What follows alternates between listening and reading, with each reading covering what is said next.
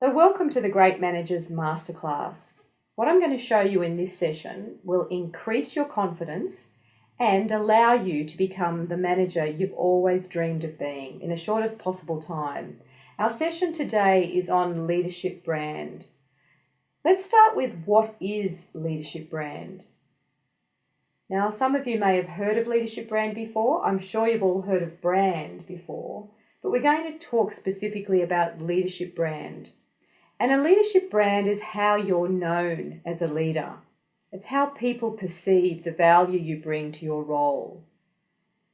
Your leadership brand conveys your identity, and it's about your distinctiveness as a leader. It's about what sets you apart from others. It communicates the value that you offer as a leader.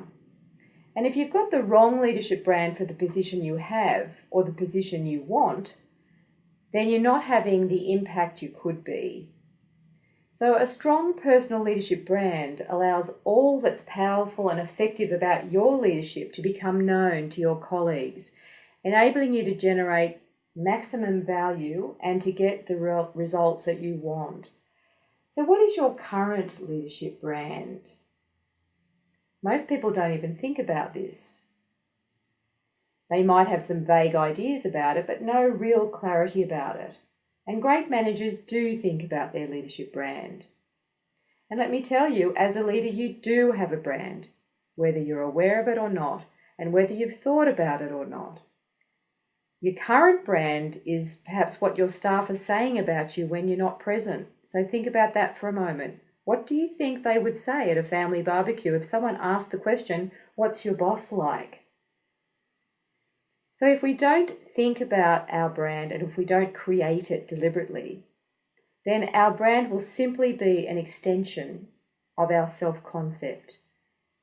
And your identity or your self-concept significantly influences your leadership brand. So we don't want to leave it to chance. We want to be more skillful, more deliberate in creating our leadership brand. Now you might be thinking, why is this important? Is it really important to do a leadership brand? And the answer is yes, and here's why. You always perform in a manner consistent with your self-concept.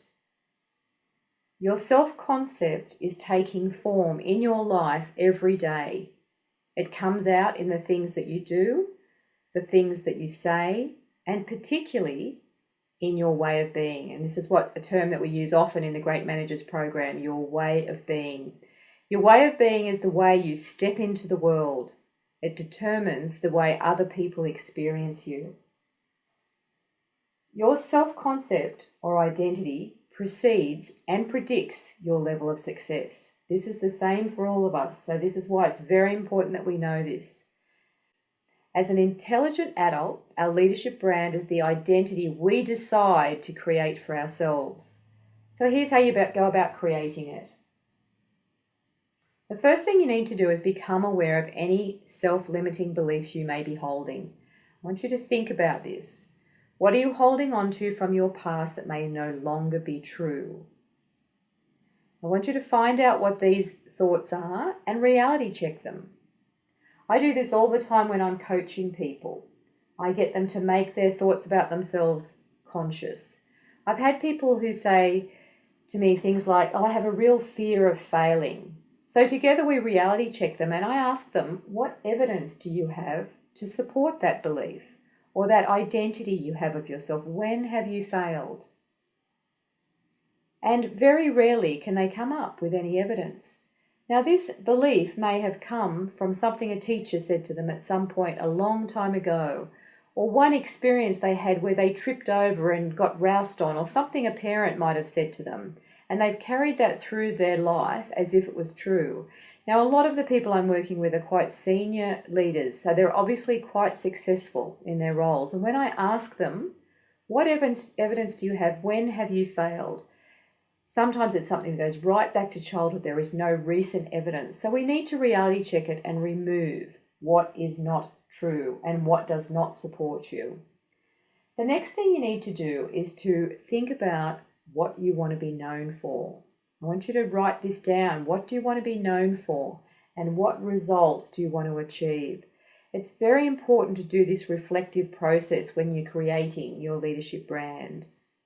And then from this reflection, see if you can identify 3 characteristics that you want to be known for as a leader. This is branding yourself and saying, this is the leader I want to be.